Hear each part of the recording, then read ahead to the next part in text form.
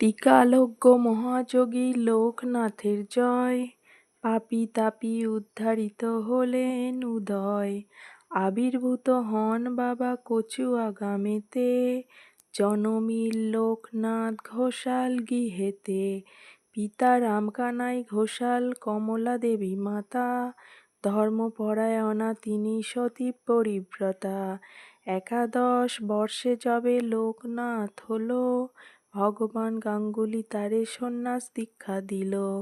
গৃহত্যাগ করিয়ার ত্যাজি পরিজন, গুরুর সঙ্গে কালীঘাট করেন আগমন। বেণীমাধব বাল্যসাথী সঙ্গতেই ছিল, শিষ্যদ্বয়ে গুরু নানা যোগ শিখাইল।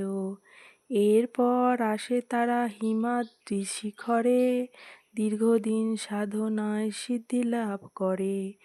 এরপর গুরুর সাথে শিষ্য 2 জন, পৃথিবীর নানা দেশ করেন ভ্রমণ। বিভিন্ন ধর্মের তত্ত্ব জানিবার তরে, উপস্থিত হন মক্কা মদিনা নগরে। কাবুলে আসিয়া মোল্লা সাদির ভবনে, কোরআন শরীফ পাঠ করেন যতনে। বিশ্ব পরিক্রমা শেষে বেণীমাধব সঙ্গতে, উপস্থিত হন চন্দ্রনাথ পাহাড়েতে। দাবানল জ্বলে ওঠে বনের ভিতরে, অগ্নি থেকে রক্ষা করে বিজয় গোস্বামীরে। এরপর বেণীমাধব চলে যান কামাখ্যা ধামেতে, বাবা নেমে আসিলেন বারদি গ্রামেতে। বাবাকে প্রথমে চিনিতে না পেরে, পাগল বলিয়া সব উপহাস করে। একদিন 2 ব্রাহ্মণের পৈতা জড়াইল, গায়ত্রী করিয়া বাবা তাহা খুলে দিল। চারিদিকে এই কথা প্রচার হইল, দলে দলে ভক্তবৃন্দ আসিতে লাগিল। পাপী তাপী রোগী কত আসিল তথায়, সবার কষ্ট বাবা করে নিরাময়। ভক্তে আর শিষ্যে বাবা বলেন একথা, আমায় ঠাকুর রূপে পূজা করা বৃথা।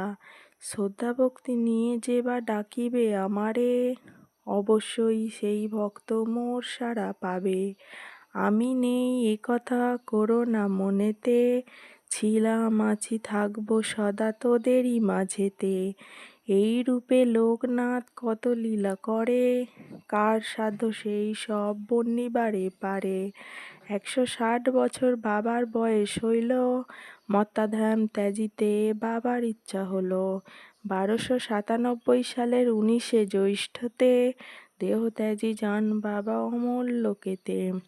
যার ঘরে বাবার চিত্ত রাখিবে যতনে, অন্য কষ্ট থাকিবে না তাহার ভবনে।